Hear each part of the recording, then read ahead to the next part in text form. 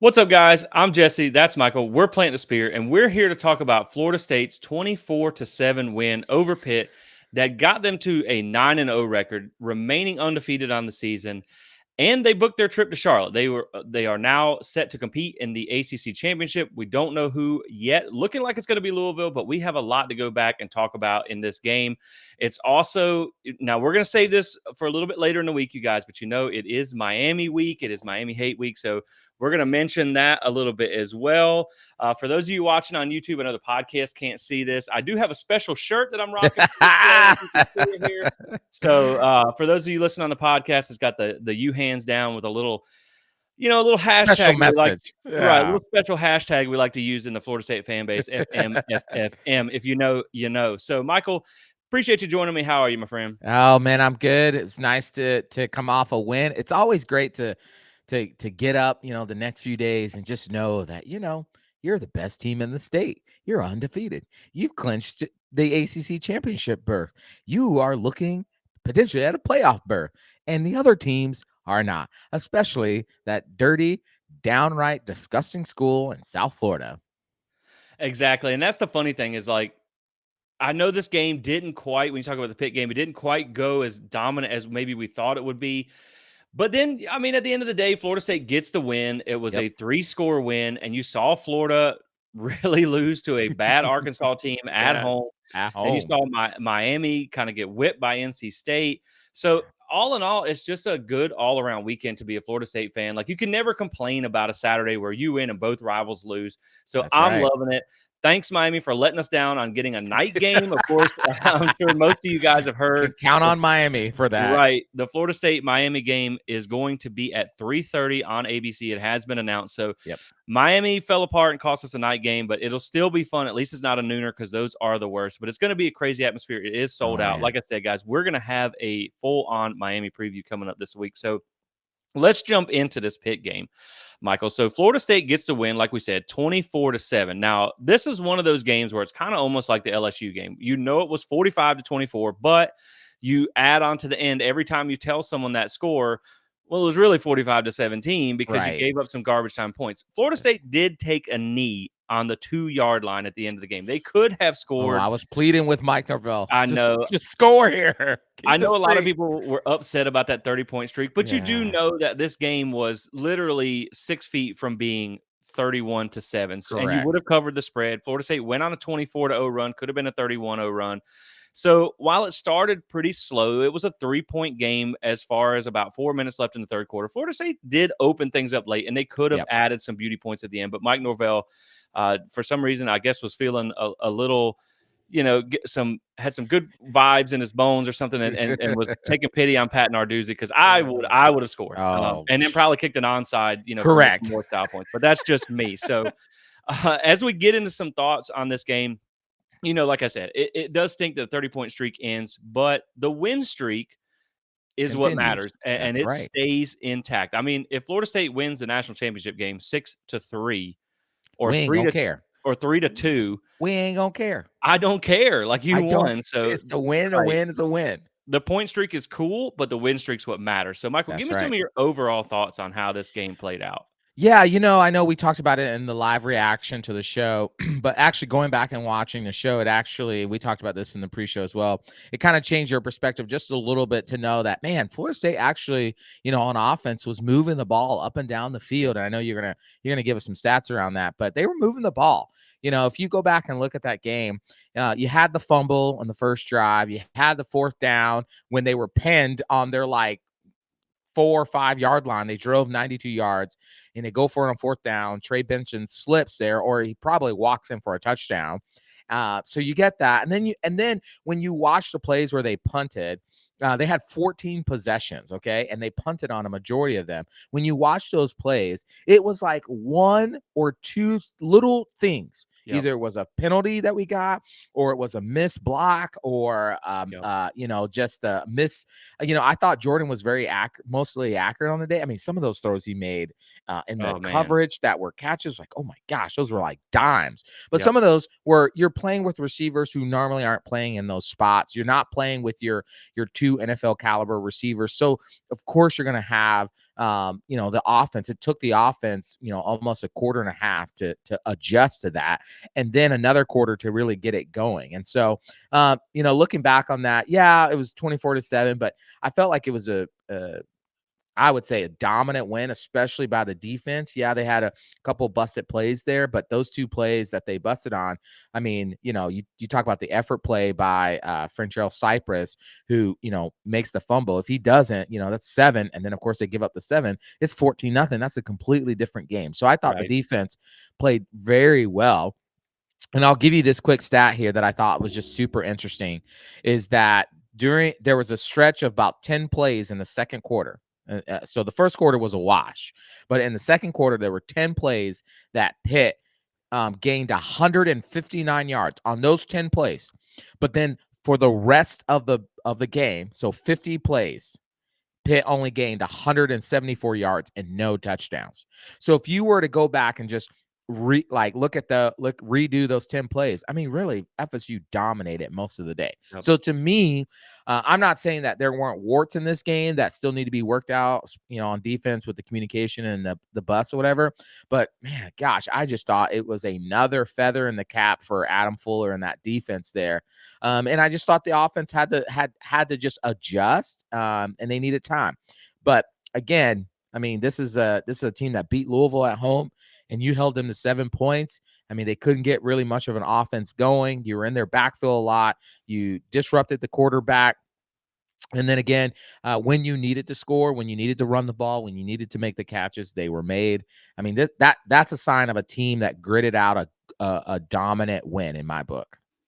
Yeah, when I went back and watched it, I felt the same way, that it wasn't as bad as it felt watching it live, because Yeah. you know the ending, they're going to end up taking off towards the end, but it is where, like, it just felt slow. It felt really like it took a long time, and I think the receivers. What my biggest takeaway when I went back and watched the game again was, you could tell that 90% of the problems on offense had to do without their top 2 playmakers being there. Right. And I mean, when you're talking about guys of the caliber of Johnny Wilson and Keon Coleman, that's going to be hard for any team in the country to Right. replace that production. So you could tell that there was a lot of mistakes, little small things that just kept them from really kind of getting things going, because it did feel a lot more dominant when you went back and just looked at us, just like the stats from the game. It felt like Florida State should have dominated that game. And when I talk about it feeling slow to start with, obviously we know we already talked about it being a game where it was a 3-point game late. And, we Yep. mentioned this too in the pre-show. Florida State dodged a few bullets. You had them drop a pick. You had a couple of things there that you got lucky on as well. But, Florida State only scored on 2 of their first 9 drives. And they had drives of 29 yards, 92 yards, 19 yards, and 19 yards with no points. So, Right. I mean, it just felt like they should have had more points out of there. And then you start out the third quarter. You come out after half. You get the ugly, or you get the kickoff out of bounds, and then you have a negative 14-yard drive by the offense that ended in a really ugly sack. And it just was kind of like you couldn't get out of your own way. You had the Yep. turnover on the first drive, like we said. You had some penalties that backed you up into Yep. 3rd and longs. And then, like you said, there's a lot of little small mistakes. Like, one of the things that was the most surprising with Florida State, and this is what I think, when you talk about missed blocks and things like that, they really struggled on 3rd and short. That was the most Yeah. surprising thing. So 3rd downs overall, they were 5 of 14, 35.7%. 2 of those were by penalty, but they were 1 of 5 on 3rd and short, which is 1 to Oof. 4 yards. So, like, there Yeah. was so many where they were driving and they got to 3rd and short. You're like, okay, let's move the chains. We'll keep it Right. going. And then they stall. And that Yep. was the kind of the frustrating part here. But, again, it was just a lot of the small mistakes. And I think when Yeah. you talk about the receivers too, like we said in the instant reaction, it's not a knock on these receivers. These guys are No. young, they're Right. talented. They're just most of them that played were not healthy. And Destin Hill and Kentron Portier, they were not healthy. Mike even talked about how Portier was limited throughout the week and just kind of had to gut it out in this game. But they're also young and inexperienced. And I think you're not only Right. talking about, and the reason I say that is because when you're talking about not only a talent level Right. difference, because, and again, that's not a knock. You're talking about 2 of the No. best wide receivers in the country that weren't playing, but you're also talking about something you mentioned as a timing issue. These are just guys that don't have a lot of experience playing Right. with Jordan Travis in a Right. game type situation. So you just saw where there was some miscues, just people trying to get on the same page and whatnot. But Florida State did move the ball. And so I feel, like I said, I feel pretty good about that one. So we'll take a look at some stats real quick here overall in this game. So Florida State, again, you're talking about being with a decimated wide receiver room, Yep. still put up 501 yards, Whew. 6.8 yards per play, which is really impressive. And then when you talk about Pitt, they did put up 333 yards, did have 5.6 yards per play, but we know that a lot of that came on chunk plays, 82 Right. on one play. So passing yards, Jordan threw for 360, his highest of the his highest yardage total of the season without any of his top receivers. So like I give Jordan kudos for this Yep. game as well. Yep. 62% completion percentage, passing yards. Pitt did throw for 244, but they did hold the quarterback to a 42% completion percentage. And they do lead the country in Yes, they do. completion percentage allowed. Rushing yards, 138 for FSU, 3.7 yards per carry. 89 for Pitt, one of their best games against the run so far this season. Now, they gave up a lot of little short, successful runs, and we'll talk about that in a second, but you still held them to 3.7 yards per carry. Third downs, nothing, nada for Pitt. 0 for 11. Florida State, we just talked about that, 5 of 14. Red zone, 2 of 4. One of those included a kneel down for FSU, and 1 of 1 for Pitt. So, statistically, it's pretty impressive to think about how many weapons you were down and still put up 500 yards. Yeah, absolutely. I mean, and the thing is, like, when you look at, just look at, like, let's just look at the receivers, right? Because people I saw online were just saying, oh, this was terrible. Like, they can't coach, all this stuff. This is just asinine stuff. Listen, you have your 2 NFL caliber wide receivers out. So you're going to depend on everybody else. So let's just go through this. Jaheim Bell, your tight end, your star tight end, he had 35 snaps in the game, had 6 targets. Morlock, your other tight end, he played 63 snaps and only got targeted 4 times. Destin Hill, he played only 12 snaps, got targeted 5 times, and really was still, you could tell very clearly, he was not 100%. That pass that he caught across the middle when he probably could have beat that defender and he kind of tried to dead leg him, but he just could not get that speed going. Then you had Darian Williamson, 35 snaps, 4 targets. Jacobs, 7 snaps, 1 target. Even Josh Burrell got into the game, had 11 snaps, no targets. And then, of course, Ja'Kai Douglas had 58 snaps and had 8 targets. Of course, he was, 6 catches, 115 yards total in the game. So that's who Jordan was throwing to. And it wasn't like, I kind of told you about this in the pre-show, Jesse. It wasn't like Mike Norvell and them had the time to really reorient the offense, change it to account for the type of players he had on the field. He would have to go back to maybe some of that offense they were running in 2020 with Ja'Kai Douglas in, right? But he didn't. He kept the same plan that they were planning on. They adjusted a little bit in the sense of like, okay, here's how we're going to try to attack them. They used a little bit more RPOs than we've seen in the past in this game. You'd wish they would have used a lot more RPOs, and some of the read action was Jordan. But then again, as we said in the live instant reaction was Pitt was sending on every play at least 6, at minimum 6 players. Sometimes they were sending 7 or 8 players, but about 95% of those defensive snaps, Pitt had at least 10 to all 11 guys near or around the line of scrimmage because they were daring Florida State. They said, you don't have your star wide receivers. You are not going to run on us. So we're going to send 6. We're going to blitz the A gaps like we just came out of Waffle House late at night, crazy. And we're going to force you to throw the ball over us. And so that's what you saw. That's why Mike Norvell went and Alex Atkins went to that RPO game. They went to the quick passes. They got passes out to the perimeter as fast as they could. And then they took some shots where they were open at.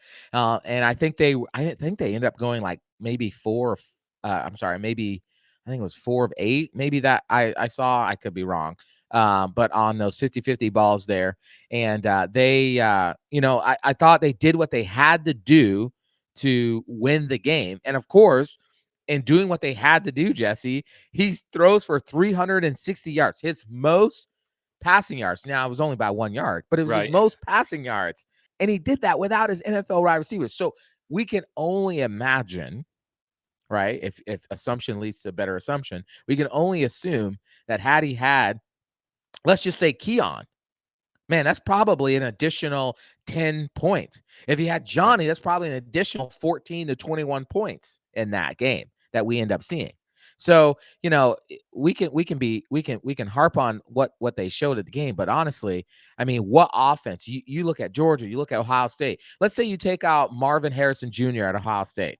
You're Yeah. not telling me that they already struggle with him to generate offense. You imagine what they would Right. do without him? Right. And that's something that I put out on social media today where a lot of people were talking about Florida State doesn't have an offense without Keon Coleman and Johnny Wilson. And first off, it's like, well, they put up 500 yards without him. So, yeah, Yeah. they actually do. And I will say that I think, like, you also have to take into account Hakeem Williams wasn't there. Like, that's Yeah, oh, another yeah, yeah, five-star thank guy you. with size and speed who could have at least been a threat on the outside, a deep threat. Because I do feel like when you went back and watched that game, Pitt figured out relatively quick that Florida State did not have a deep threat. They didn't Right. have a receiver that could create separation and or go up and get a jump ball because your fastest guy that could create separation, who was probably the only one that was relatively healthy, was Ja'Kai Douglas, and he's like Mhm. 5'8". I put this out because people talked about Florida State not having an offense without those guys, and when you go back and look at it now, of course, we know Johnny Wilson, this is not the first game that he's missed. Right. But when you talk about these two guys, and this is where, again, we referenced this in the post game show, was that I don't think Florida State is making a mistake by targeting their two top receivers who are NFL caliber guys a No. lot. And when you talk about what they've done so far this season in FSU's passing offense, they've accounted for 36% of Florida State's passing yards and 50% of the touchdowns. So, one, that already tells you this offense is going to be at a big disadvantage when you don't Right. have almost half of your, literally half of your touchdowns and 40% of your yards. But you can say, well, you should be built around more than two players. But at the same time, first off, Jordan had a great game. And Absolutely. then, so I think this game was as much of a statement for Jordan that he can go out and win games. It's not the receivers that make Right. him good. Right. It's not necessarily Jordan that makes the receivers good either. You just Right. have a good quarterback and good receivers together. Correct. But when you talk about Georgia, Brock Bowers, who has missed 2 games so far this season, accounts for 19.4% of Mm. Georgia's passing yards by himself. Marvin Harrison Jr., who you just mentioned, accounts for 35.9% of Ohio Him State's yards alone. by Him himself. alone. So, like you said, imagine if he's out. Michigan, their top two, 43.7%. Oh, Washington, man. their top two, 54.4%. Woo. So, Wow. again, imagine if those guys were out for that team, how much that would limit the offense. And Florida State was able to overcome that. Yes, Now, they did. in the same breath, I will say that your remaining starters are the ones that stood out in this game. When you talk about Jaheim Bell, Marquiston Douglas, Kyle Morlock, and Ja'Kai Douglas, those are the ones that really stepped up in the moment. They did. I think the thing is, we were talking about this in the pre-show. Again, this is not a knock on these guys because they're young, they're inexperienced, and they weren't fully healthy. But the guys you were looking at to step up in this situation, again, you would have had Deuce Spann and you would have had Hakeem Williams if they were there to turn to. That's Correct. what you would hope for. That if one of those two missed times, you still had those talented guys to go to. But when you get a little bit farther down the depth chart with experience, Portier was 0 of 2 on catches and Yep. targets. Yep. Destin Hill was 1 of 5, 0 and 1 on contested catches. Darian Williamson, 1 of 4, 0 and 3 on contested catches. Where your starters, Jaheim Bell caught 5 of 6, Biscuit caught 3 of 3, Kyle Morlock caught 4 of 4, and Ja'Kai Douglas caught 6 of 8 with 3 of 4 contested catches. So, I mean, you just see like a lot of those deep shots that they took. Yeah. Those are the ones that 90% of the time you see Keon and you see See Johnny Johnny. Yep. catch. But I think, like you said, the Pitt changed their defense. They changed their entire game plan once they knew that was out. Yep. And Florida State did adjust. I mean, they did go 7 of 19 on throws of 10 plus, only 2 of 9 on throws of 20 plus, but they went a perfect 15 of 15 on throws less than 10 yards. So once they Yep. figured out the game plan they had to run to beat that defense, they were able to get things going. Yeah, I heard I heard some and listen, we're all passionate fans. We all have our own opinions, and so you're entitled to your opinion unless it's wrong. But as my friend would say, but what I would say is I heard some discussion and conversation on social media around well this is why Florida State should have developed the underneath game so much earlier on. Can I just tell you, you saw when we tried to go underneath, right? In this game. We did. Florida State actually called a lot of underneath things. Yeah, they went Mhm. 15 or 15, but like, man, it was tough sledding in those Yep. games. When you have dynamic playmakers like Keon and Johnny, you have to take advantage of them. And a lot of what people are saying we don't do, a lot of that underneath stuff also goes to Keon and Johnny. They're Yeah. running the 5-yard in routes. They're running the mesh routes. They're running the dig routes. They're running all those things. And we're getting the ball to them. And then as they take the top off the defense, then we start seeing the run game open up. Look, this is a pass to run team this year. It's Yep. not like Mike Norvell's previous Florida State teams where they're run to pass. This is a pass to run. We actually have to throw the ball early so that we can get the run game going later. That's how we win. And what ended up happening in this game, Jesse? We threw the ball, we got some runs, and then boom, in the third quarter, what happens? Benson breaks off a 55-yard run, and Yep. it basically broke the back of Pitt, right? Because that's Yeah. what this team is. It's a pass to run. So it matters who is catching those passes. That matters a lot. Yeah, once Benson hit that one, their crowd just started the floodgates Leaving. opened and they Yep. were out. And that's the thing, like it felt slow, like I talked about earlier, where they only scored on 2 of their first 9, but then they came back, they got some things figured out. Yep. This was coming out after halftime. They had that one ugly drive to start, but then they scored on 4 of the next 5. Yep. And they were driving on one of them when it got stalled. And then at the same time, they scored on 5 of the final 8, and they took a knee at the 2-on-1. So they could have, or I mean, Yeah. they would have scored on 5 of the final 8. They Right. scored on 4, but they took a knee at the 2. So, like, again, when, we talk about If this you were offense betting and on the spread of that game, you were you pissed. you you threw something at the TV. You were pissed. Mike Norvell is not getting a Christmas card from you this year. But, and that's the thing, man. Like, we talk about this game. Okay, so it's 24-7, but we know that you left roughly 10 points out on the field. Now, if you Yep. want to talk about they had a penalty that backed them up that could have potentially been a touchdown, that could be 4 more, Yep. but you're looking at, at least 34-7 there. That covers the spread. That looks a little bit Right. better. Then if you add in Keon and Johnny to the mix, I'm thinking this is at least a 40 to 50 point type of game, Correct. 40 to 50 to Correct. 7 here. And, I just, like I said, I really do think that that's why I'm not as concerned with this one. The offensive line, I don't think was as bad as I thought they were when I went back and looked at it. I mean, they didn't get to Jordan a whole lot. They did get a couple sacks on him, but when you look at, he was blitzed 44.7% of the dropbacks per PFF, but he was only pressured on 26.3. So, again, I think it was a little bit better than what I initially thought. Now, it wasn't a great performance by the offensive line, but Yeah. Well, I'm not as mad at this game as I originally was. let me add this. I did some research on this. I went and checked this thing, and I thought this was such an interesting thing. So he did get sacked. How many times? 3 times, I think it was. I Jordan think it was did 2 or 3 times. two or 3 times. Okay. So FSU allowed a season low 3 pass rush pressure. 3. That's what they allowed. 3 on Saturday. They got a 92.4 pass blocking grade from PFF. The team's second such grade above 90 this season. Now, this is what's interesting. Pitt entered Saturday's game averaging at least 16.8 pass rush pressures per game, and FSU held them to 3. Now, we can say that the offensive line had a bad game because it looked like it. It really looked like it. But the fact of the matter is the stats actually say different. The stats actually say they had a terrible run blocking game, but they had an incredible pass blocking game.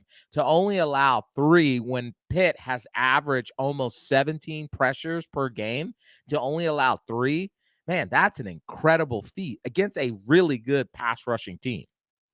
Yeah, I agree. And when I went back and looked at it, it did, like I said, I feel a lot better about it. I think it was okay. I mean, you did still average 3.7 yards per carry. So, Right. that could have been a little bit better. But other than that, I mean, again, I thought they did well. And I did see that stat get put out. Now, I don't know where they get their stats. Yeah. But I'm looking at PFF right now, and they have Jordan Travis as being pressured 10 times in that game. Oh, And 2 sacks. So that's on PFF's website right now. That's why when I okay. saw that, I thought it stood out a little bit weird. But still, you're talking about Yeah.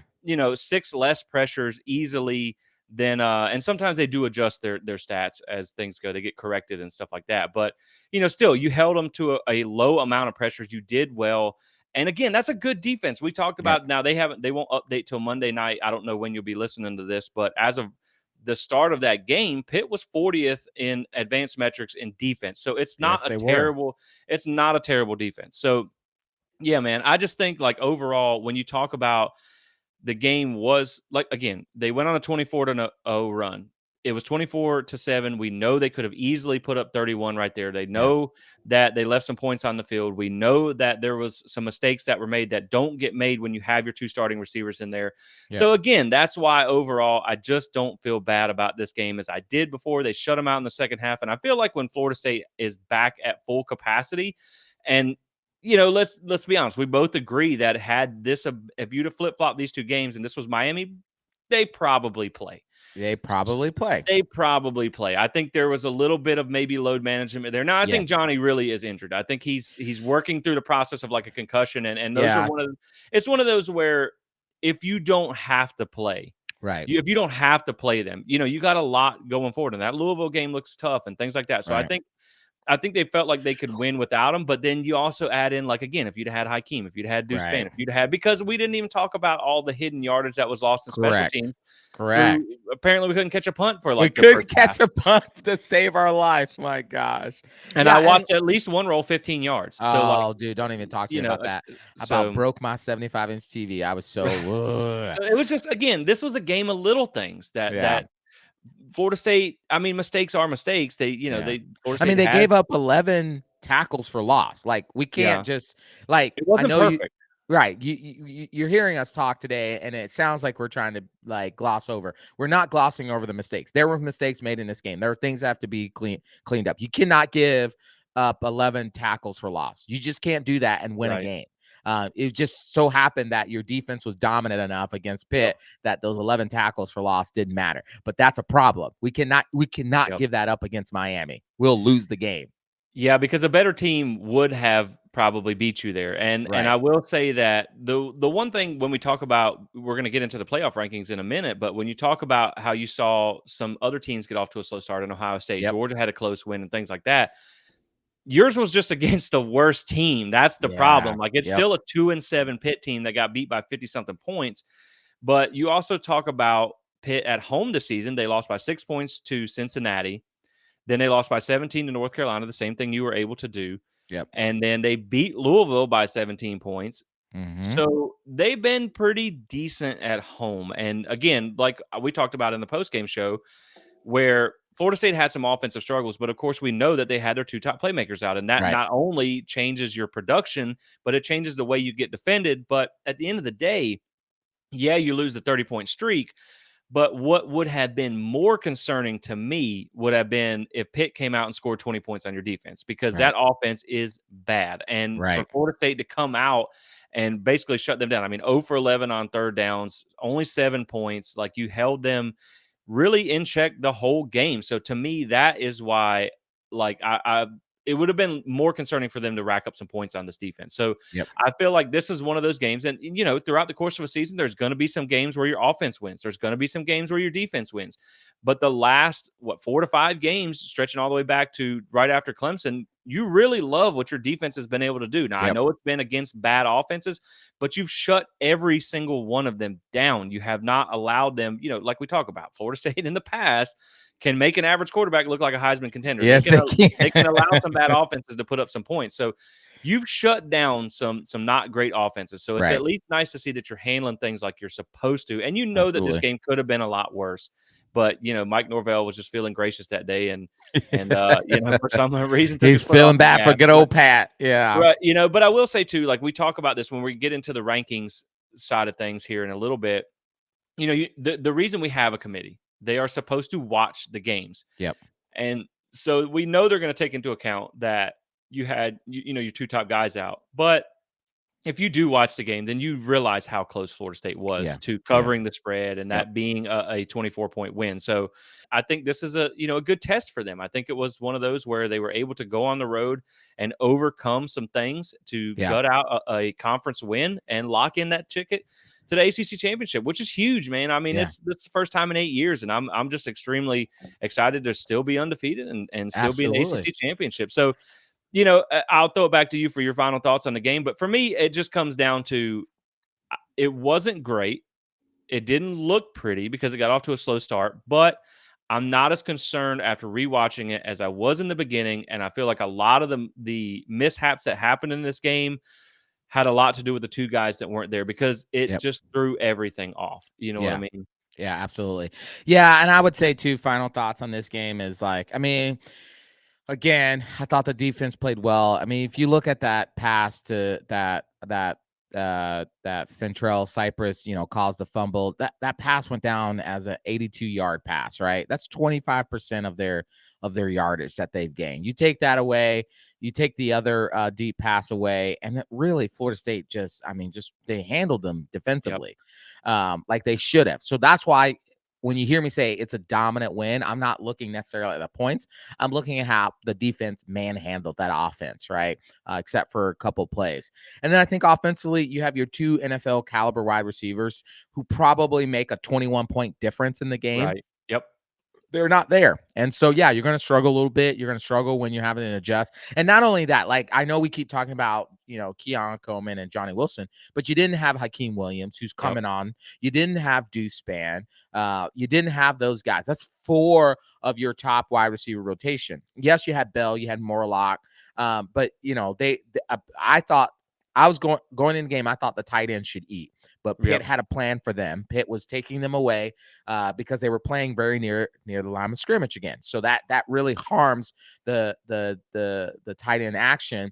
You saw a couple passes be able to go their way. I think Morlock had a beautiful, pass catch and missed tackle, and he picked up a chunk of yards. Obviously, Biscuits, busted coverage play that he got the touchdown on. Bell had a couple good catches, but Pitt did a good job. Pitt is a decent defense. I know their record doesn't say it, but Yep. Pitt is a decent defense. And when you're down, some major players, your top four wide receiver rotation, it's going to take time to struggle. I'm proud of Florida State. Yeah, the game was frustrating watching it, but watching it back, though, you could see why some of the things happened as the way they did. They got the win, which is most important. They locked in the ACC championship berth. That's most important. And now we move on to Miami, which is the next important thing. Yep. And I did want to say too, because you did mention it. The last thing on Pitt here is you got to give them credit. I mean, they Yep. showed up ready to put, like they had every reason to quit after the Yep. comments that That's Narduzzi right. made after a 50-point blowout against Notre Dame. They could have quit easily. They had every Yep. right to, but they fought in that game. And some of They the did. some of the plays that Florida State gave up on defense, man, we talked about a pre-show. Like those were just ridiculous Yep. catches. The one on the sideline that I think Bub Means got, like you can't do anything You can't about that. defend that You catch. cannot defend that. And so, No. yeah, I think you have to tip the cap to them. They showed up on defense. And this is a team, again, I know they lost a lot. They got gutted in the offseason, but they played for the ACC championship just a couple years ago. So, Yeah. Can I say that, one more thing? yeah. I forgot. I'll let me add this real quick. What was interesting to me is that I think the penalty calls were pretty even. I think Florida State had 6 and Pitt maybe had 5 or something of that nature. Maybe it's more. I could be wrong. But what I thought was interesting was there was a call that happened during the commercial break where I think Pitt had said something on the sidelines Yeah, yeah, yeah. and they got a 15-yard unsportsmanlike penalty. And I remember thinking, like, man, that typically happens to Florida State. How nice was it that Yeah. for the first time we didn't get one of those And what did stupid that guy calls? say that was so bad? And I saw they asked him about it afterwards, I'm sorry, Narduzzi, they and had 11 penalties for 91 yards. Yeah, he 11. said they So didn't give any guidance or anything on that, but it was like, wow, he must have said something. He must have talked about his mama or something like that when he walked by. But yeah, man, I just think like again, and I had a couple notes that just to round out Pitt, like again, when you talk about what Florida State was able to do, the first quarter ended 0-0. yeah, Florida State had 148 yards, 6.4 yards per play. Pitt had 10 plays for 19 yards, 1.9 yards per play. I mean, like I said, when you go through and look at these numbers, Jordan was 7 of 10 for 103 yards.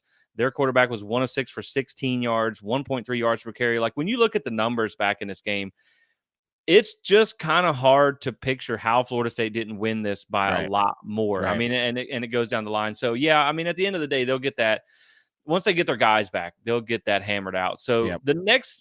before we hit the next section, we're going to do our Prize Picks player of the game. And Yeah, so yeah, yeah.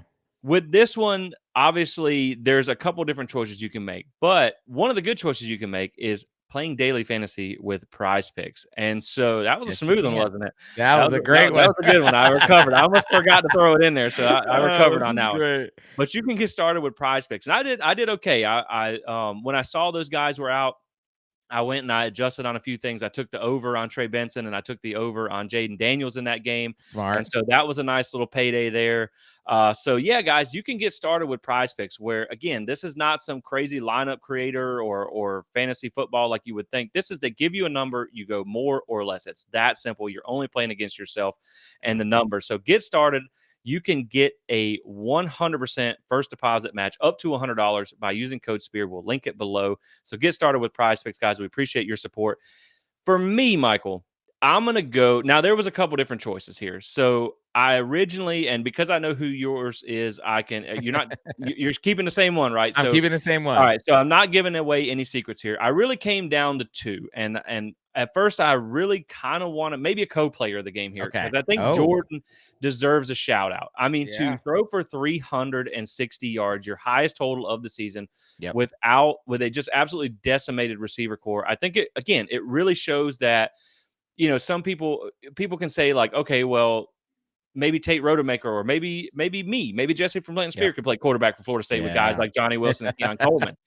But when you don't have those guys, and Jordan still has the game that he has, I think he deserves a shout out for stepping up in that moment and leading the team to a victory, even though he had a decimated receiving core. But I'm going with Ja'Kai Douglas because, Ooh. man, it really felt like you had the tight ends that had a couple of plays there. That was really your three best receivers outside of Ja'Kai was your tight ends, but you really needed another receiver to step up, and Right. that was Ja'Kai in this game. I mean, 115 yards, 6 receptions on 8 targets, 3 of 4 contested catch.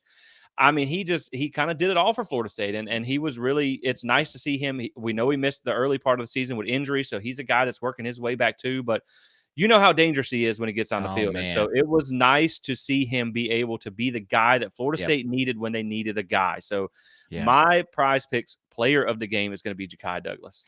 Man, that's awesome. I mean, I remember in 2021 season, I was there at the Notre Dame game where, I mean, gosh, he had that wheel route, man, that electrified Doak Campbell Stadium.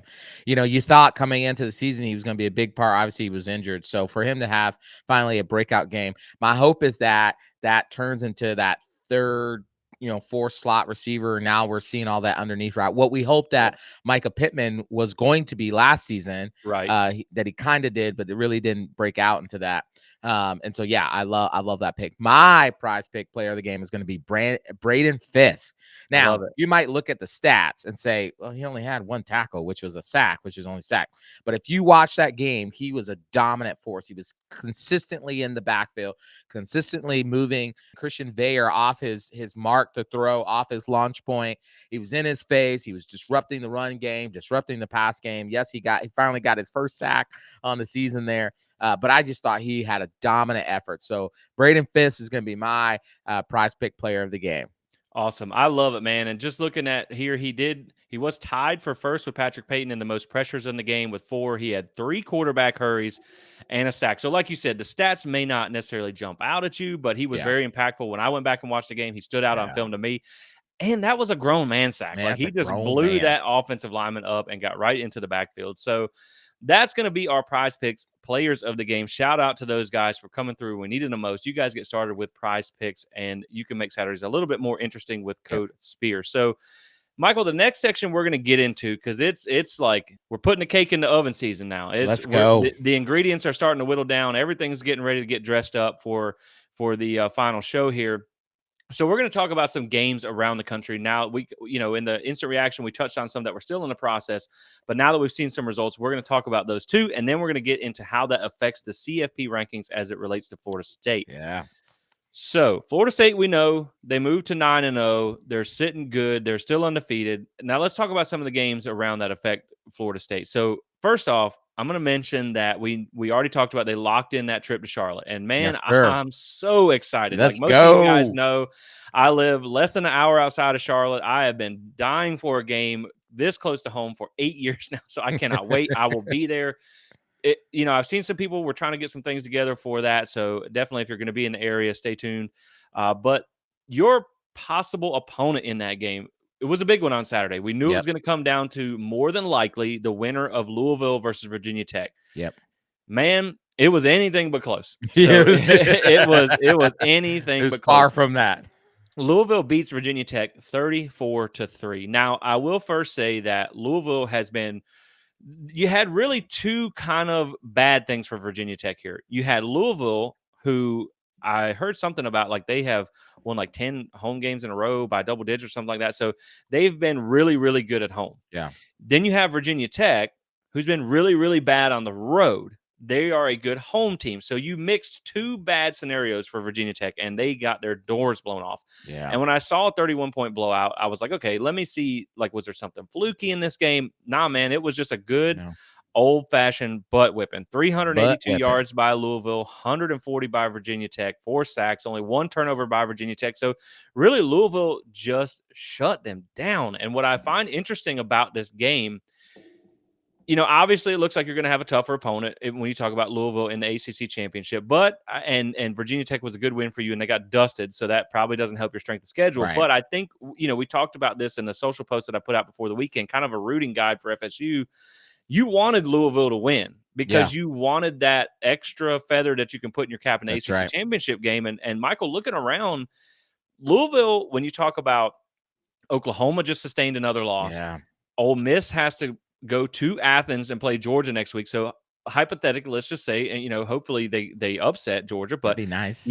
right, for our sake. But if you see them beat Ole Miss and then you have Michigan beat Penn State, there's a path for Louisville to be top 10 as soon as next week. Now, of course, pending they got to win the game. But yeah, man, I mean, this could very well be a top 10 matchup in the ACC championship. And I'll say two things to that. One, you needed that to happen. I mean, let's Yes. be honest, because LSU lost, that kind of hurt. We'll talk about that in a second too. But the second thing I will say on this is, and this may not matter going forward, depends on how long we stay in the ACC, but this is one, a blessing and a curse, if we're being honest. But this is why you eliminated divisions in the ACC, because now you have your two best teams. And, if this was last year, this matchup would have never happened. No, because Louisville would be behind Florida State. Exactly. They would have been locked out. Now, the reason I say it's a double-edged sword is you could eliminate one of your teams from the playoff contention. But, at the same time, now you have where if it does come down to a final resume builder type thing, that top 10 win could be the one thing that throws you over the edge into the playoffs.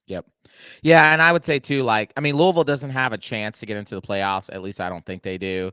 It would have to be some crazy stuff to happen for them to get into the playoffs, just because of where they are. I think the committee has them at 13 right now.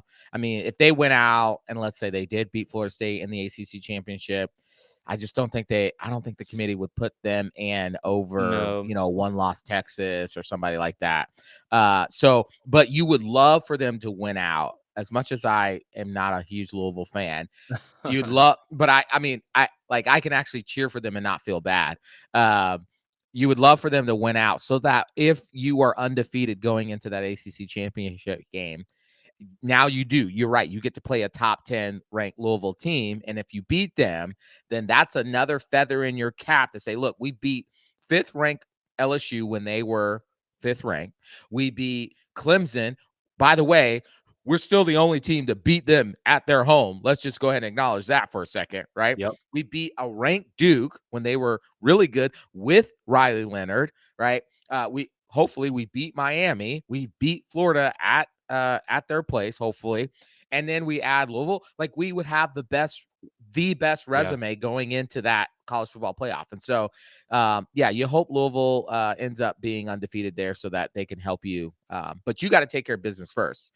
You definitely have to. And I will say, while Louisville does have a bad loss, I will say that I could see an very, very outside. I mean, they're going to need some chaos at the top, but I could see where it could happen. That's all I'll say, because they should jump Mizzou this week. They could jump Penn State. They could jump Ole Miss. OU already lost. If Georgia beats Alabama in the SEC championship and they're right behind them, of course you'll need Texas to lose again, and then Oregon and Washington still have to play. So they are anything but controlling their own destiny. But they're not controlling. But if they win out, they will end up probably top 6. I can kind of see it. But when you say Well, and the reason I say Jesse, that is because they're at 13. We know Mizzou, and I'm looking at the rankings now. Mizzou lost to Georgia, so they should theoretically jump them. Penn State still has to play Michigan, so let's just say they jump them, and then okay, OU lost and Ole Miss. If they lose to Georgia, that's what I said would probably get them into the top 10 as yeah, soon as next week. So you're sitting probably 9 or 10 there. So if Georgia beats Bama in the SEC championship, that's a 1 or 2 loss there, and say they were to have a top 5 win at that point, that looks as good, against FSU.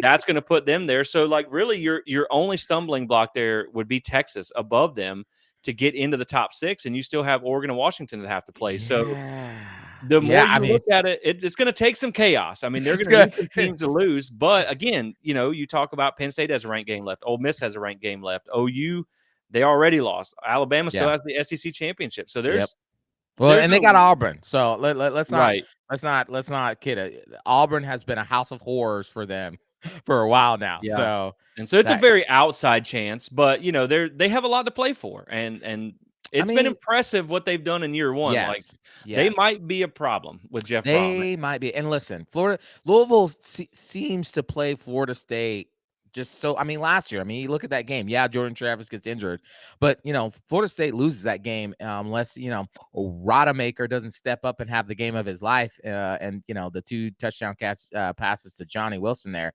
Louisville's Yeah. played Florida State tough for sure, and now you actually have a competent coach because Satterfield was not. You have a Yep. competent coach in Jeff Braun who played at Louisville.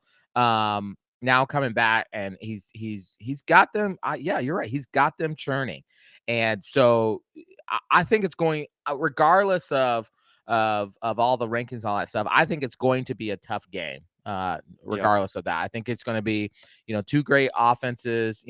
I think Plummer's a suspect quarterback, so I think if Yeah. we can get after him, we could probably disrupt all that. And Pitt basically gave you the game plan of how to beat them. Yeah, and Louisville does have a pretty good defense, and I Yeah. didn't even know this, but apparently Brownlee is still there for Yes, he is. Louisville. I saw him. He So is like, still there. Oh, it'd if be we so nice. if we get to the ACC championship against Louisville, I think They're you just all put over Johnny him. Wilson Yeah. on him again, because Yes, he's gonna circle that game, that's and right. that's what happened last year. I mean, like Johnny Wilson, he smoked him like a brisket all night long. You know what I mean? Like he smoked Brownlee just all night, and that's what really lost him the game. They refused to put Yes. double coverage, and That's he just, right.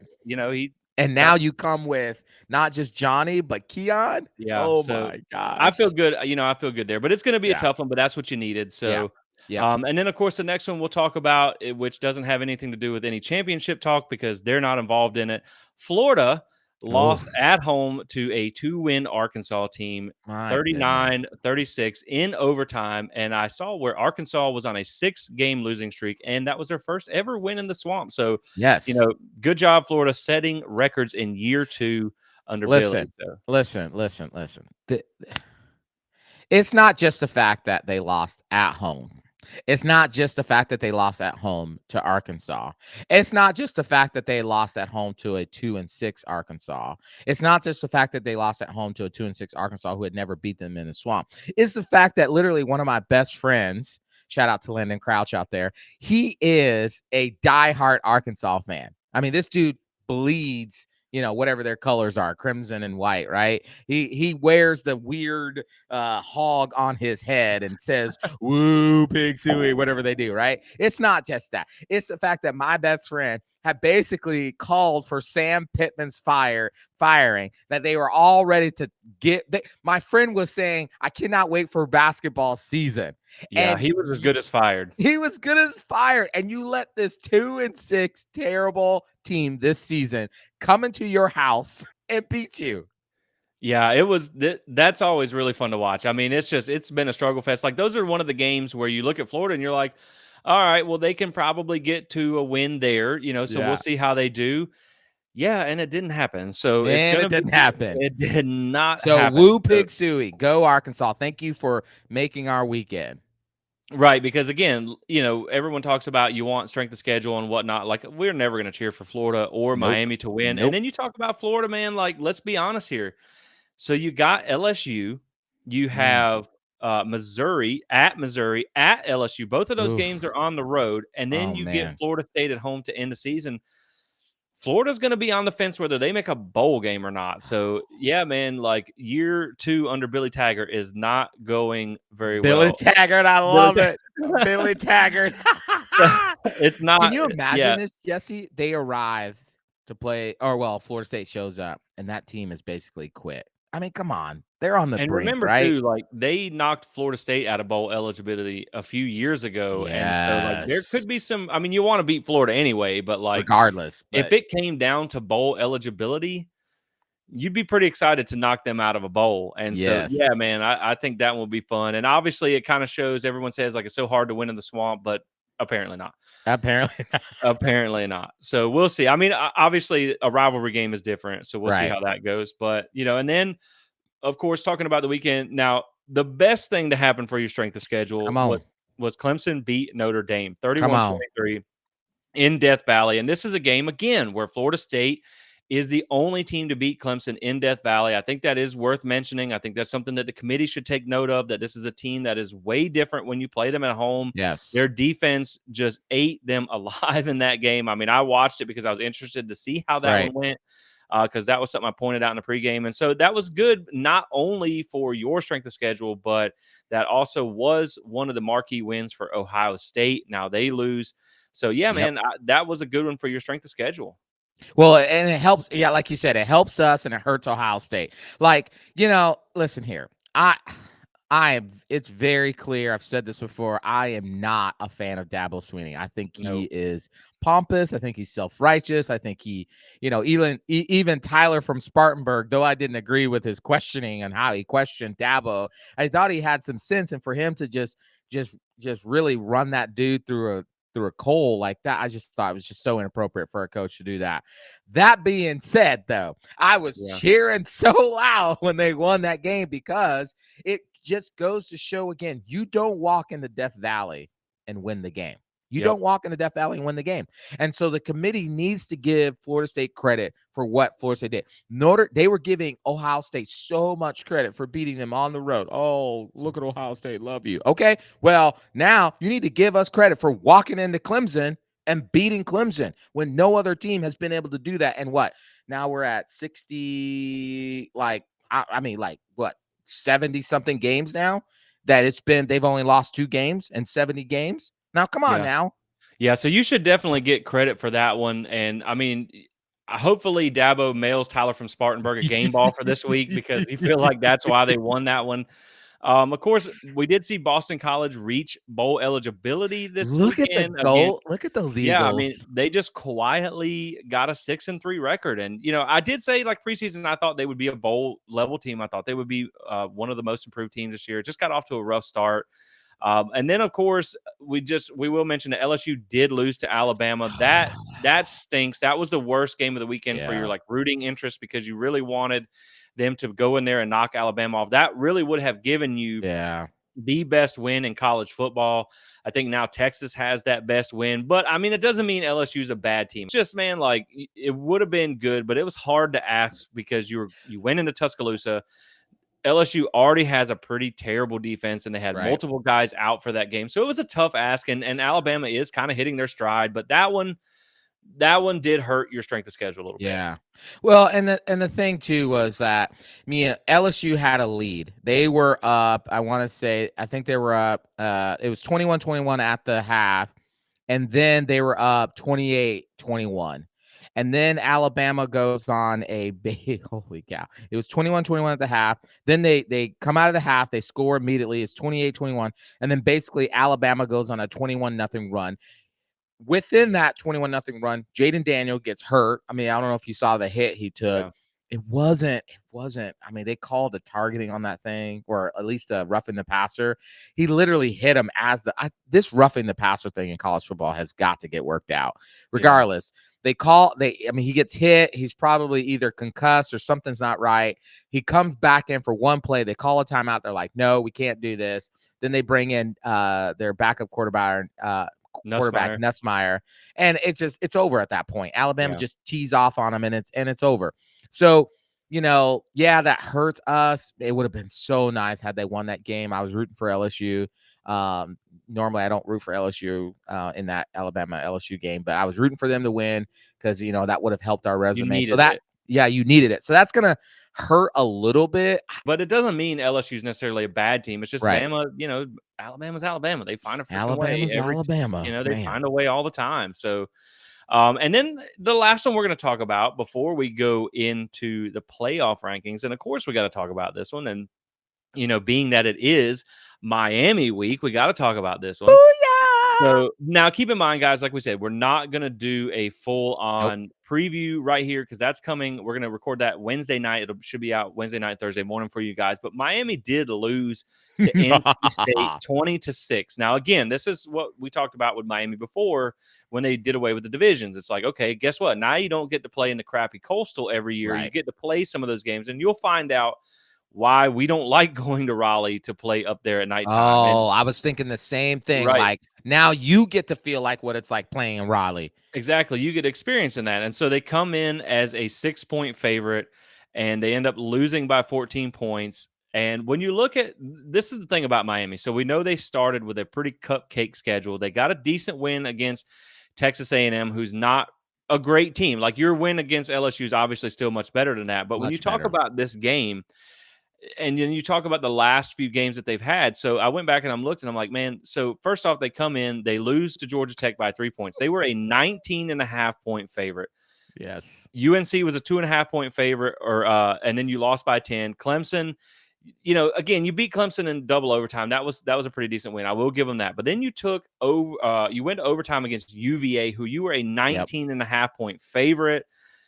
And then you lost to NC State as a 6-point favorite. So, like, anytime they're favored in a game, they are either going to go to overtime or they're going to lose. And, one of the things about this one that really stood out is Tyler Van Dyke. And, Oh, man, since he's been injured, like, I don't ever feel bad for a Miami player, but golly, man, he should have. Like, the only thing I feel bad for Tyler Van Dyke is the fact that he didn't transfer to Alabama this offseason like he flirted with. Like, man, that would have been so much better for his career. He went 21 of 38, 173 yards, 3 interceptions, 29.9 QBR. And when you talk about him in the last 5 games, he has thrown 5 passing touchdowns and 10 interceptions. So, well, and it's just bad. Now, he may or may not be healthy, and this could be Right. something where if it comes back and he's not healthy, it's a bad decision by the Oh, yeah. coach who's playing him, and we don't really think that staff is a good decision-making staff.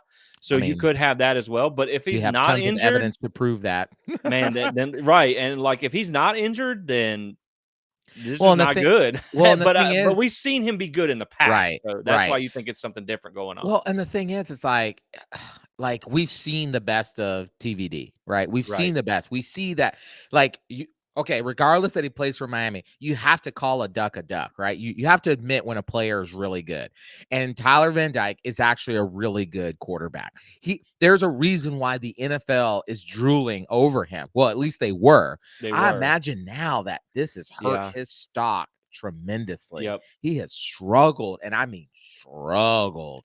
And what's crazy too is they changed offensive coordinators, not so much because of what he did with TVD, but because they didn't have any success with who they thought was an NFL caliber quarterback. So now you've changed.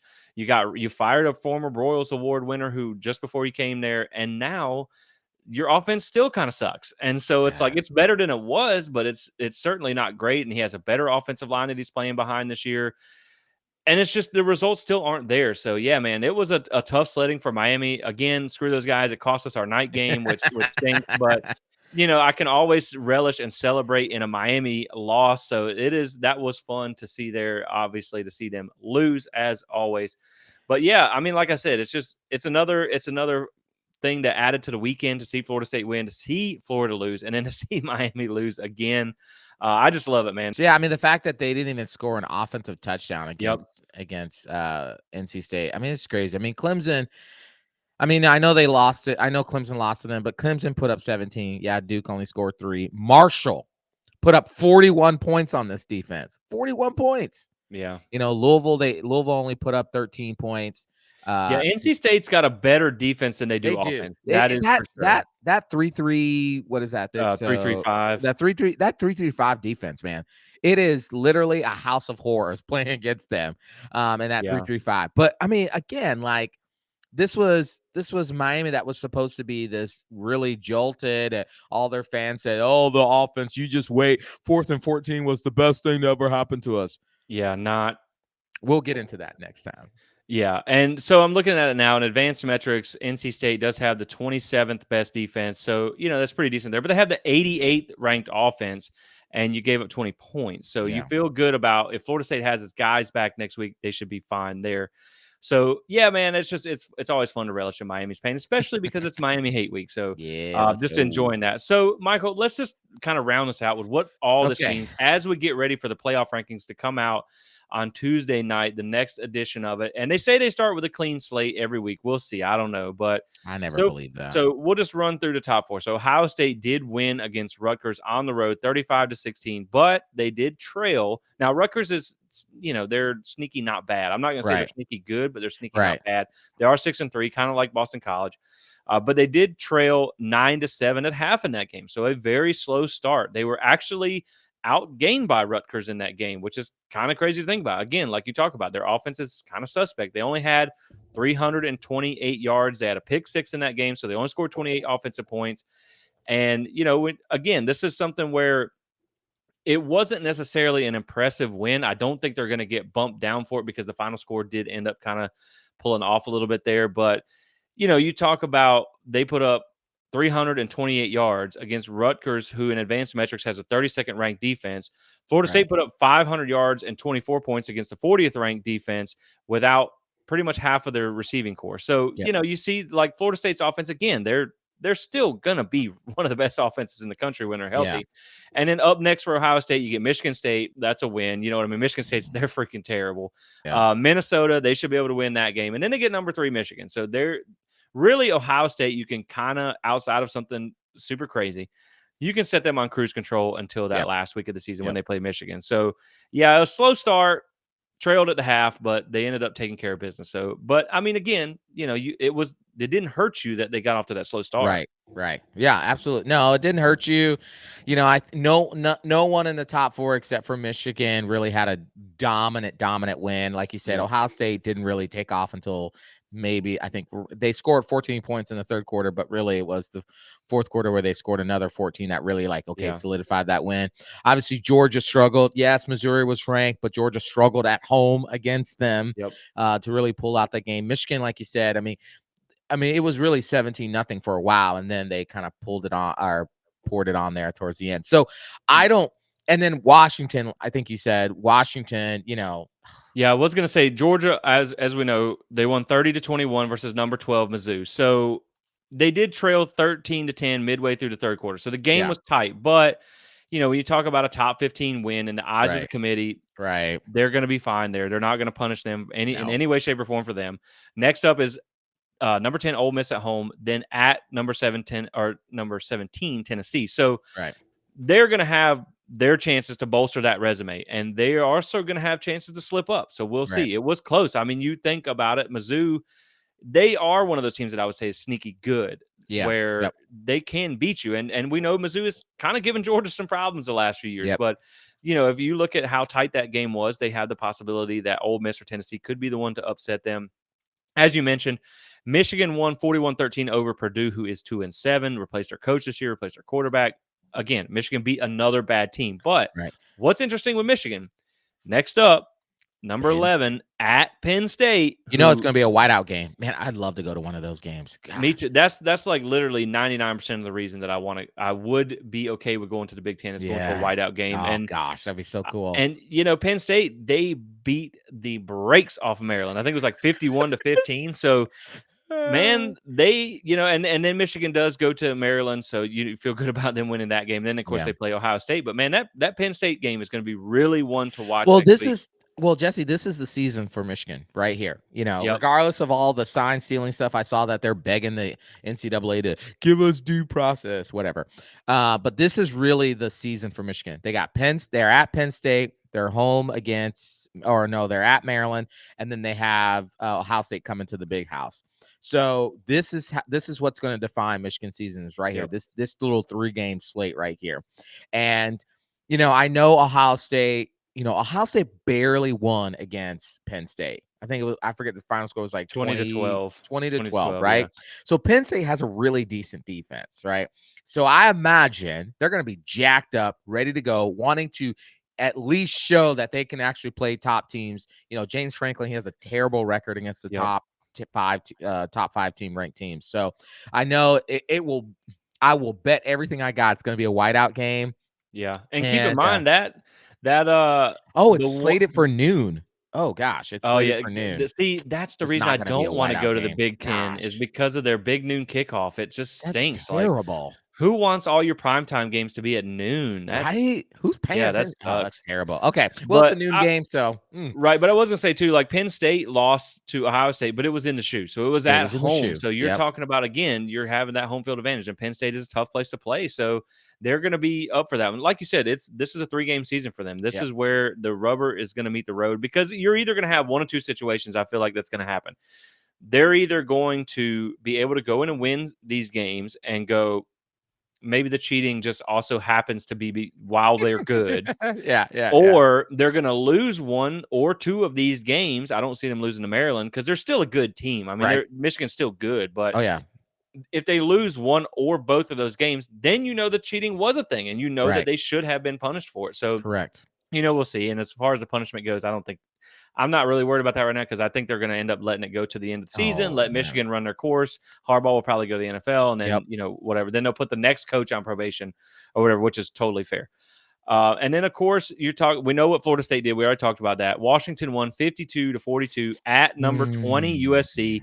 Now, This nobody is the like one. a lot of players got off the bus, but none of them played defense because there was 52-42, gave up 515 yards and Gosh. 42 points. But the thing is, so I will say next up they have number 18 Utah, and of course these are the numbers from last week. We don't know where they'll be, and Right. Utah did win, so they will still be ranked. Now they killed Arizona State. Poor Kenny. They Mm. lost. They lost bad in that game, and that was a game that Washington barely won. And then so they have 2 ranked games in a row at Oregon State, so they're also going to be one to have a chance to bolster their resume. But Michael, the thing about this game that's interesting to me is we know USC is not what everybody made them out to be. They Right. are number 20, probably because they got a lot of preseason hype that maybe they didn't deserve because they have a Heisman winner. They still haven't figured out how to play defense. It is Right. just absolute dumpster fire there on defense for them. But what concerns me the most about them winning this game was, and we were talking about this pre-show, Florida State goes on the road. It's how much does the committee give Florida State that credit for having their 2 top playmakers out? Because Florida State goes on the road, beats a 2-7 Pitt team by 17 points. Washington goes on the road, beats the number 20 ranked team USC by 10 points. Right. It's a better win, but Right.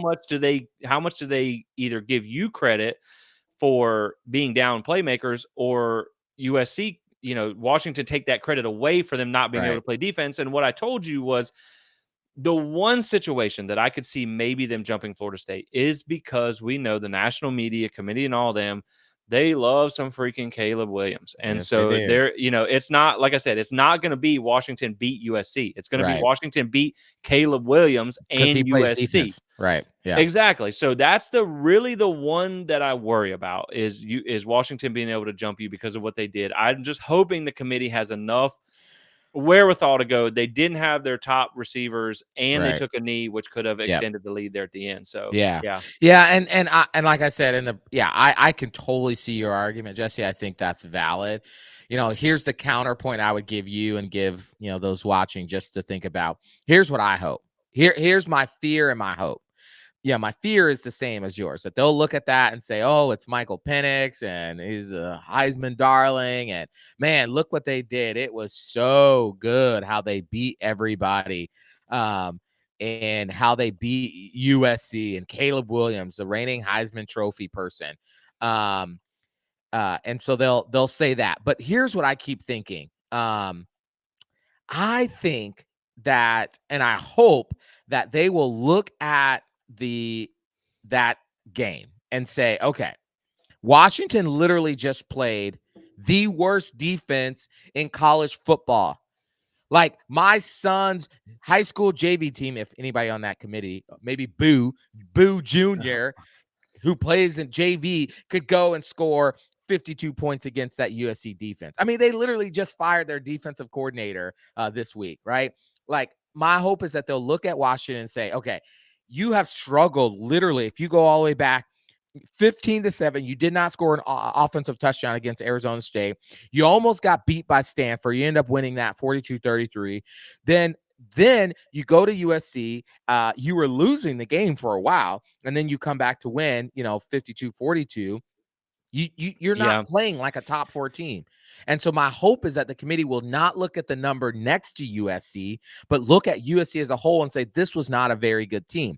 And Florida State, on another terrible team without its 2 wide receivers, had what I would say is a dominant defensive performance and still put up 24 points. Could have put up more had they not taken the knee at the end zone, and probably would have put up a lot more had they had their 2 star receivers. The committee has in the past, I have heard this, that they do take in injuries in consideration of where they rank and things like that. Yeah, and I think when you look at Florida State's win, they had a dominant defensive performance. So they've showed you that they can play defense. And Washington they've struggled to play defense. Now, the interesting thing about USC, and this is why, like, you still have some games left to go. That's going to be interesting. So they still have to go to Oregon, probably going to lose that game. And then UCLA, they did lose this weekend, but their quarterback got injured. If they were able to upset them, then which wouldn't even be an upset because they're going to fall out of the top 25. But you're talking about USC could finish the season 7-5, and so then Right. that win doesn't necessarily look great. Right. It's just like I said, man. The only situation that concerns me more than anything is the fact that they did get a ranked win, and the fact that you have 2 more ranked games coming pending those teams win. Of course, it is going to be ranked Right. this week when they play Utah. So that's really my only concern. I feel like they're probably going to leave it status quo right now. I think you'll at least want to see how next week goes. Like Florida Yep. State gets Miami at home. You should have your playmakers back. Right. I think if you come in and you win that game by, say 20 points or something like that, then, no matter what Washington does, I feel like you're like, okay, well, they had an off week because they were missing half of their receiving Right. core. So I think they will value that as well. Maybe they leave it, but like I said, you need to win some things, and this is why that I was concerned that they didn't win with style points, because you have a team that has a ranked game and then a ranked game and then a ranked Right. game, Right. and right now you also have, like I said, you got Miami that's not doing great, North Alabama, which does Right. nothing for your resume, and Florida, which Right. is falling apart too, and the last thing I will touch is Oregon did win 63-19 over 3-6 Cal, so they still look dominant there. Yeah, That they is going do. to be Yep. that is going to be one of the teams that is going to be one of those last teams out, because they do have they're only lost to number 5, and they may have a chance to avenge that loss. In So the Pac-12 championship. Yep. Yep. yeah, man. So I think they're gonna. I think they're going to stay status quo this week. I think Florida State will stay at 4. I'll say it like this, and then I'll let you give your thoughts, and then we'll wrap this up and get out of here. I think Florida State stays at number 4, but I would be the least bit shocked because we've already seen the committee put the second best resume at number 4 last week, and of course that's before things shook out the way they did with LSU and whatnot. But they put the second best resume at 4th. I would be a little pissed, but it wouldn't surprise me if they put Washington at 4 and Florida State at 5. But again, keep in mind, you still got 2 teams above you that do have to play. So I still think, regardless, you'll scoot up if you're an undefeated ACC champion. But man, it wouldn't surprise me if they flopped them this week. Flip-flop them. Yeah. I mean, it wouldn't surprise me because this is the committee with a guy named Boo leading it for sure. Oh, Boo. I think what it will do, my estimation is, if Florida State and Washington were this separated in the committee's mind, which is not a lot, but this, I think if they keep it status quo, though, this is what happened. Yep. I really think that. I think Washington may have closed the gap a little bit more if they keep everything status quo, at least with the top 6. And of course, Yeah. Oregon moving up as well. I think that might have happened there. If they end up switching them, the thing I think you're in a 4A, 4B situation Yep. now. Yep. I agree. That's kind of what I'm thinking is going to happen, or what I'm hoping, I'm putting out there in the universe to Right. happen, is for Right. that to be a 4A, 4B, Florida State 4A, Washington 4B. Washington still has some tough games. Florida State still has some tough games to play, but Washington has ranked teams on their side. And you know what I would argue too, man? It's so funny that this is the last year of the Pac-12. And before this season, the Pac-12 was like the worst of the Power 5 conference. Everybody Yep. was making fun of them, right? But all of a sudden, now that it's the last of the season, they're the Yeah. darlings of college football. Like, are you kidding me? Y'all picked a terrible time to get good. Like, Exactly. I saw somebody was joking, like, why don't somebody go around all the Pac-12 teams and be like, guys, I got a crazy idea. How about we just band together and everybody continue to play football? Because, hey, turns out we're actually pretty decent. Turns out we can actually win some games, Yeah. But yeah, I just think that I think the committee, I'm agreeing with you. I think the committee will be status quo this week. Nothing happened majorly that should change the rankings there. But I would say that I think Washington maybe closed the gap a little bit more because Florida State did not have what they probably think in their minds is a more dominant win over a team that you were favored by 20.5 points. So Yep, and I think it comes back a lot to that Arizona State game, which was yeah. the week before last, Yep. where Arizona State's just as bad as Pitt is, probably worse, on at least a level there, and they had an 8-point win where you still won by 17 points. So, Right. Correct. it's a wash, but I do agree with, like you said, I think the gap is closed. I think it's now kind of 4A, 4B, but it wouldn't shock me because they'll invent some other, not like game control, but Oh. like game control minus injury influxation, like flux capacitor time. Yeah, they'll figure something out. So who They'll knows? call it But something. They'll say, they'll this is figure it. game capacitor, the Right. capacity to control the injury. Florida State did not do well controlling their injuries. We So have we a new metric on display this week for you guys.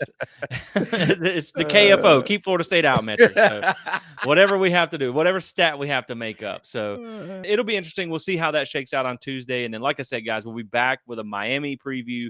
We're Yes. recording Wednesday night, so we can at least touch on the rankings after we see what does happen. Hopefully, Yes. Florida State stays at number 4. But yeah, make sure you guys tune in for that. It should be out no later than Thursday morning because, again, this is a huge one. Sold out game in Doak Campbell. Really your last big home game of the season. We know North Alabama is the last game, but that's not anywhere near Miami. So, man, this is going to be a fun, crazy environment, even if it is 3:30. I'm looking forward to it. I'll be there. I know Michael will be there. Yes.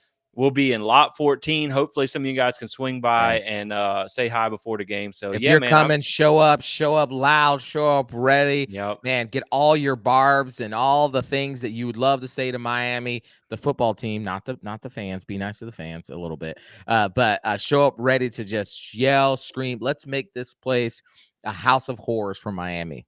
Exactly, because they're only used to playing in front of like 50 fans. That's so right. If you have 80,000, it's going to be tough to deal with there. So, yeah, man. Hopefully they turn the music up in their practice this week because they only got so many speakers because it's like a half of indoor facility. So they don't even have that. So they only got 50 yards. Right, exactly. They got as many yards as fans in their practice facility. So yeah, we'll see how that goes when they have to travel to a sold out Doak Campbell Stadium, which is why I wanted it to be at night. But I know it's still going to be crazy. It's still going to be loud, and at least it's not a noon game. So that's right. Yeah, man, we will be back with you guys later this week with that Miami preview. But until then, Florida State gets to win 24-7 over Pitt to move to 9-0, lock in that trip to Charlotte. So let's go. We are excited about that. But yep, guys, we'll catch you guys on the other side. So thanks for listening. Thank you for your support. And as always, Go Noles. Go Noles.